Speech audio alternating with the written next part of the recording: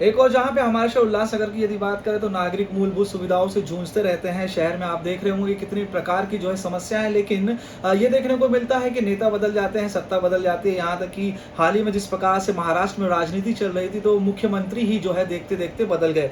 लेकिन इन मुख्यमंत्री जी के बारे में आपको बताना चाहेंगे कि कुछ समय पहले जब ये पालक मंत्री हुआ करते थे, तो शहर में लगातार इनका दौरा हुआ करता था और शहर के विभिन्न मुद्दों को लेकर, शहर के विकास कार्यों को लेकर हमेशा से इनके बयान रहे कि शहर में सड़कें सही तरीके से होगी, नागरिकों को मूलभूत सुविधाएं मिलेगी। साथ ही साथ धोखादायक इमारतों की यदि बात करें तो धोखादायक इमारतों के लिए राहत के भी पैकेज की बात की गई थी, लेकिन वो पैकेज लोगों को नहीं मिल पाया था और जल्द से जल्द धोखादायक इमारतों के ऊपर किसी ना किसी तरीके का निर्णय लिया जाएगा, इसके भी आश्वासन उन्होंने दिए थे। लेकिन बहरहाल ये भी देखने को मिलता है कि शहर में जहां एक और नागरिक मूलभूत सुविधाओं के लिए जूझ रहे हैं, तो वहीं प्रशासन जो है नागरिकों के ऊपर और बोझ डालते जाता है। वो किस प्रकार का बोझ होता है उसके बारे में आप सभी को पता है कि कहीं ना कहीं जो है टैक्स बढ़ा दिया जाता है, जिसके चलते शहर के नागरिक आर्थिक परेशानियों से जूझते रहते हैं, लेकिन उसके बाद मूलभूत सुविधाएं नहीं मिल पाती और साथ ही ये देखने को मिलता है कि प्रशासन कहीं ना कहीं आर्थिक जो है दबाव नागरिक के ऊपर लेके आता है। ऐसे में हाल ही में कैपिटल टैक्स के बारे में काफी चर्चा आपने सुनी थी और इस चर्चा के माध्यम से आपने ये भी देखा था कि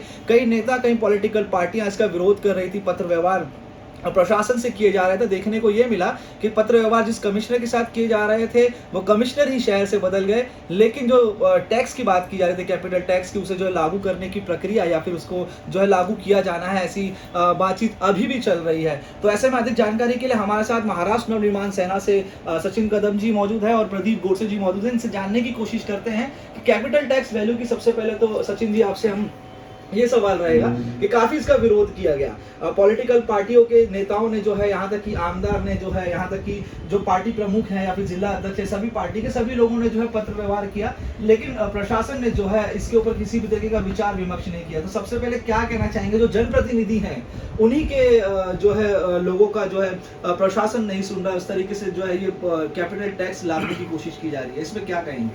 तुमच्या माध्यमातून मी उल्हासनगर शहराच्या जनतेला सांगतोय की आम्ही महाराष्ट्र नवनिर्माण सेनेच्या वतीने कॅपिटल व्हॅल्यू टॅक्सचा विरोध केलेला आहे। म्हणजे विरोधाच्या बाजूने आम्ही पत्रही महानगरपालिकेला दिलेलं आहे। आमचा कॅपिटल व्हॅल्यू टॅक्सला विरोध नाही आहे। शासनाचा नियम आहे कॅपिटल व्हॅल्यू टॅक्स लागला पाहिजे, पण त्याचा रेट ऑफ पर्सेंटेज जो म्हणजे घोषवाऱ्यामध्ये होता किंवा महानगरपालिका प्रशासनाने लावलाय त्या पर्सेंटेजला विरोध आहे। काल मॅडमनी सांगितलं की त्यांची जे नोटीस येतात की आम्ही म्हणजे जो स्टँडिंगचा 106चा जो हे ठराव आहे आणि महासभेचा 89 ठराव 2016चा, त्या अनुषंगाने आम्ही सगळ्यांना त्या नोटिसा देतोय।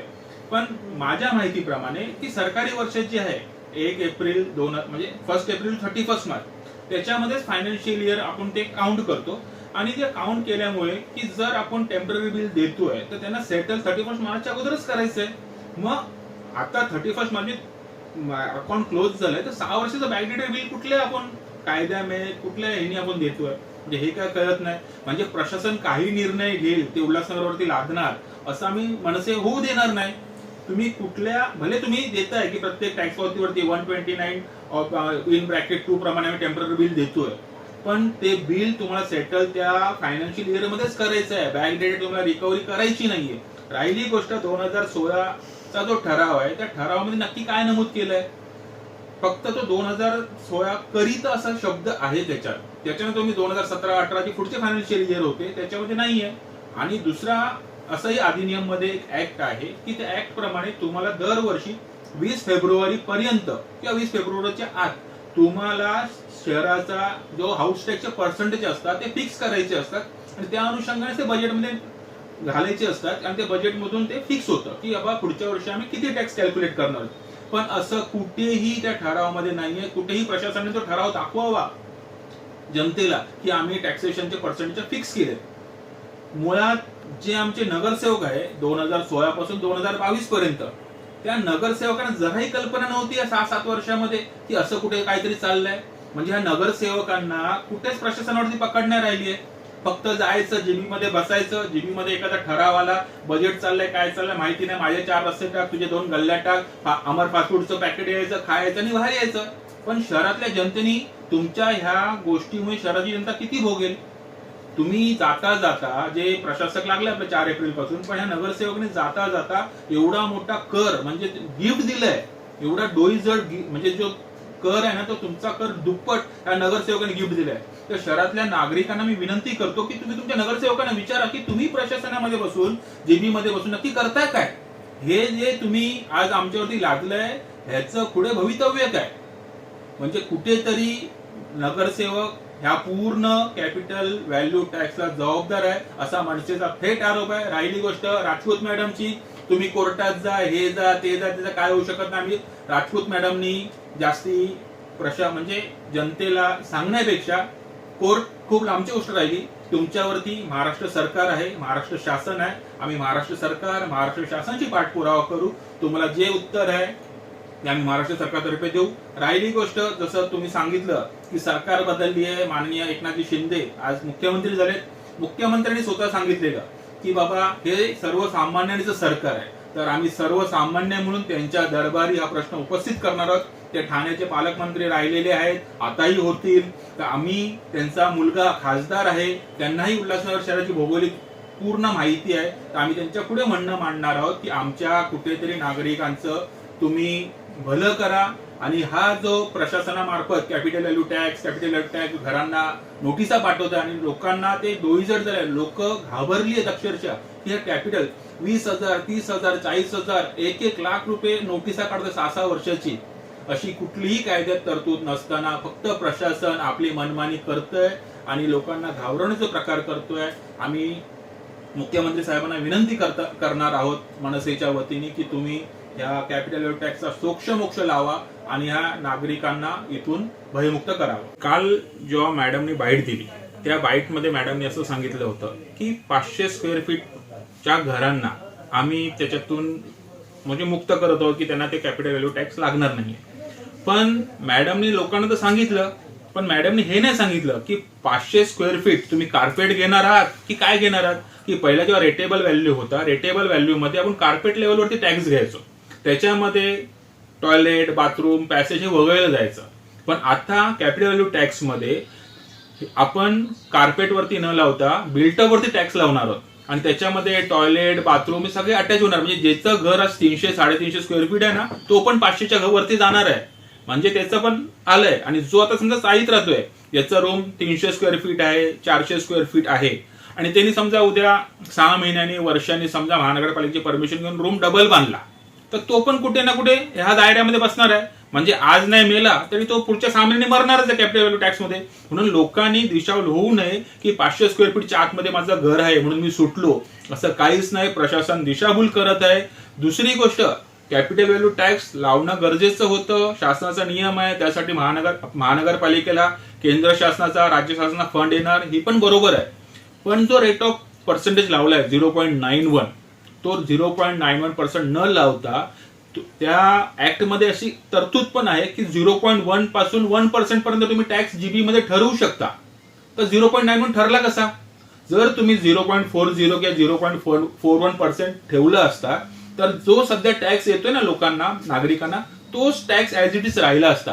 म्हणजे सरकारचा नियम जो होता कॅपिटल व्हॅल्यू टॅक्स लावा, तो लावूनही झाला असता, लोकांवरती बोजा पण राहिला नसता आणि सगळं सुपलाम व्यवस्थित चाललं असतं. दुसरी गोष्ट की कॅपिटल व्हॅल्यू टॅक्स लावावा हा फक्त शहरातल्या 5-6 नगरसेवकांचा अट्टहास होता. कारण का की त्यांच्या खूप साऱ्या प्रॉपर्टी भाड्यावरती आहेत. कॅपिटल व्हॅल्यू टॅक्समुळे त्यांना जे भाडं महानगरपालिकेला द्यावं लागतं ते त्यांना ते रेंट द्यावं लागणार नाही. दुसरी गोष्ट, महाविकास आघाडीचा एक घटक पक्ष कॅपिटल व्हॅल्यू टॅक्स लागा म्हणून आंदोलन करतं आणि त्याचं उपोषण सोडवायला मुंबईचे पालकमंत्री तेव्हाचे अस्लम शेख ते येतात आयुक्तांना भेटायला की कॅपिटल व्हॅल्यू टॅक्स लावा. पण त्यांना त्या महाविकास आघाडीच्या घटक पक्षाला कळलं नाही की आम्ही जो आंदोलन करतोय तो शहराच्या भल्यासाठी करतोय काय शहराला खड्ड्यात घालण्यासाठी करतोय. तर म्हणून मी तुम्हाला आवर्जून तुमच्या माध्यमातून सांगतोय की लवकरच निवडणुका येतील. सर्वांनी विचारपूर्वक, काळजीपूर्वक मतदान करा, जेणेकरून तुमचं एक एक मत तुमचं आणि या शहराचं भविष्य ठरवत असतं. जी हाँ, ये एक्चुअली जो हम हियरिंग ले रहे हैं उसमें भी कुछ लोगों ने ये सवाल उठाया था कि मैडम हमने पैसे भरे, आपने अभय योजना लगाई, गए 7 साल से हमारे यहाँ अभय योजना हर साल आती है, तो वो अभय योजना ने पूरे पैसे भी भर दिए और अभी मैं अगर जाऊँ ऑनलाइन तो मुझे नो ड्यूज सर्टिफिकेट आ रहा है, ज़ीरो बैलेंस। फिर आप अभी ये साल का तो ठीक है, लेकिन आप आपके नोटिस में जो 6-7 साल का डिफरेंस बता रहे हो अरियर्स, उसका क्या? क्योंकि अगर मैंने पैसे भरे वही सालों में तो अभी मैं नो ड्यूज भी है मेरे पास। तो मैं आपको एक बात बताऊँ कि again it's a technical thing. Basically आपको जो नो ड्यूज मिले हैं वो जिस बिल के सहारे मिले, मतलब आपको जो प्रॉपर्टी टैक्स का बिल 7 साल में आया है, उस 7 सालों के बिल का अगर आप चेक करोगे लास्ट ईयर तक, ऊपर कलम मेंशन किया कि this is a temporary bill. ठीक है, अगर वो टेम्पररी बिल है तो वो टेम्पररी बिल भरने के बाद आपको नो ड्यूज आ रहे हैं, तो ऑब्वियसली वो नो ड्यूज भी वो टेम्पररी बिल के आधार है, मतलब it's a temporary no dues, इसका मतलब सीधा होता है। और दूसरा चीज़ ये है, अगर हमने नो ड्यूज देना बंद करते थे 7 साल जब तक फाइनल बिल नहीं होता है, तो लोगों का नुकसान ये था कि बहुत सारी चीज़ों के लिए उनको नो ड्यूज लगता है। फॉर एग्जाम्पल प्रॉपर्टी बेचनी है तो जो खरीदार है वो बोलता है कि आप पहले टैक्स आपका भरो, मुझे नो ड्यूज दिखाओ, क्योंकि आपका टैक्स मैं क्यों भरूंगा। सही बात है, तो वहाँ नो ड्यूज लगता है। प्लस सपोज आपको बिल्डिंग परमिशन लेनी है, अपनी जगह पे नया बिल्डिंग बनाया या कुछ भी है, तो उसके लिए भी आपको नो ड्यूज सर्टिफिकेट लगते हैं। इनफैक्ट हमारे इधर तो नाम चेंज के लिए भी आपको नो ड्यूज सर्टिफिकेट देना पड़ता है। तो आई अंडरस्टैंड, तो लोगों की कोई अड़चनी ना हो इसके लिए we had continued with the no dues. And obviously आपको वापस एक बार बताऊं, फाइनल बिल देने तक ये टेम्पररी बिल था। टेम्पररी बिल के आप पैसे भर रहे हो, ऑब्वियसली तो आपकी तो गलती नहीं है कि अब तक आपको फाइनल बिल नहीं मिला है, तो ऑब्वियसली आपको नो ड्यूज तो मिलना आपका हक है। तो इसके हिसाब से लोगों की अड़चनी ना हो, लोगों को कोई प्रॉब्लम नहीं हो, इसके लिए हम लोग नो ड्यूज सर्टिफिकेट इशू कर रहे थे। और मुझे लगता है इसके लिए हम सिर्फ लोगों का ही सोच के कर रहे थे कि अगर हम वो नहीं देते तो उनका काम अटक जाएगा। तो बट अगर उसका आप ऐसा मतलब निकालोगे कि भाई नो ड्यूज दिया है मतलब अभी ये अरियर भरना नहीं है, आप समझो वो टेम्पररी बिल था, हर बिल पे लिखा हुआ है। ऐसा कोई भी बिल आप मुझे दिखाओ 2016 से जिस पे लिखा नहीं है, उस पे लिखा है 129(2)(a) सेक्शन अंतर्गत तात्पुरते बिल, स्पष्ट लिखा है। So that is a temporary bill, और इसके लिए उसका पेमेंट करने के बाद नो ड्यूज देना तो ऑब्वियसली है। तो इसके लिए उसका नो ड्यूज दिया है, बट वो नो ड्यूज दिया है इसके लिए अभी ये अरियर लागू नहीं होते हैं, ये कहना गलत होगा, बिकॉज ये फाइनल बिल है। तो इस फाइनल के बिल के साथ आपको ड्यूज भी भरने ही पड़ेंगे। 500 स्क्वायर फुट को टैक्स माफ किया है, तो उल्लासनगर में से क्या चेंजेस किए? जी बीएमसी ने तो किया है, बट उल्लासनगर के लिए ऐसे कोई बना नहीं है नियम। लेकिन आपको एक बात बताऊं कि अभी जो कैपिटल वैल्यू टैक्स चल रहा है उसमें भी 500 स्क्वायर फीट और उसके नीचे अगर किसी का रेसिडेंशियल एरिया है, घर है, तो उसके लिए कैपिटल वैल्यू बेस्ड में हम लोग उनका जो पहले वाला टैक्स था 2015-16 का 15-16 का, वो फ्रीज करके रखा है और वही लगेगा। उनको हम लोग ने कैपिटल वैल्यू बेस्ड टैक्स नहीं लगाया है।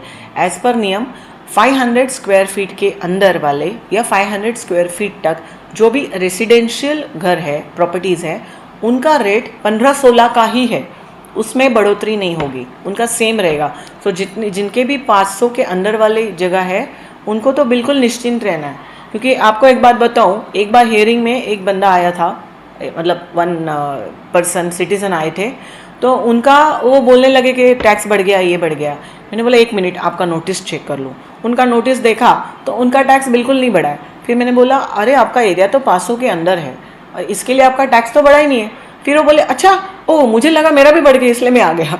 नहीं ऐसा नहीं है, आपका नहीं बढ़ा है। तो 500 के अंदर वाले जो भी है रेसिडेंशियल, उनके टैक्स नहीं बढ़े हैं, उनका 15-16 का जो टैक्स था वही कंटिन्यू किया। प्रदीप बोरसर जी आपसे कहना चाहेंगे, जानना चाहेंगे, लगातार जो है शहर के मुद्दों को लेकर आप भी जो है विरोध करते आ रहे हैं, लेकिन कहीं ना कहीं ये देखने को मिलता है शहर के नागरिकों को मूलभूत सुविधाएं नहीं मिल रही, तो आखिरकार शहर का नागरिक टैक्स में बढ़ोतरी की तरफ क्यों जाए, या फिर टैक्स में उन्हें राहत मिलनी चाहिए। और इस प्रकार से जो कि मनमानी प्रशासन कर रहा है, तो उसके लिए क्या कहेंगे?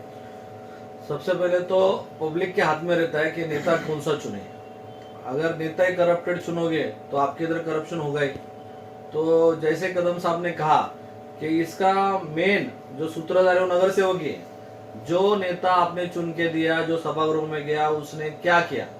उसने नहीं किया करके ये सब हुआ ना। अच्छा क्यों नहीं किया? तो इसमें कुछ तो भी उनका मिली भगत रहेगी।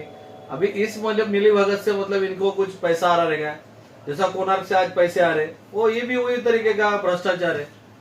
तो मैं आपके चैनल से माध्यम से विनती करता हूँ, खास करके आम जनता उल्लासनगर की पब्लिक को, कि जितने भी हाथ जोड़ रहा हूँ मैं, जितने भी जूने नगर सेवक है, कोई भी रहने दो, ये जूने नगर सेवक को मूल से उखाड़ के फेंक दो, नए लोगों को संधि दो, 100% काम होगा। लेकिन अगर यही बार बार लोग चुन के आएंगे तो इनको तरीका मालूम है कहां से पैसा निकालना है।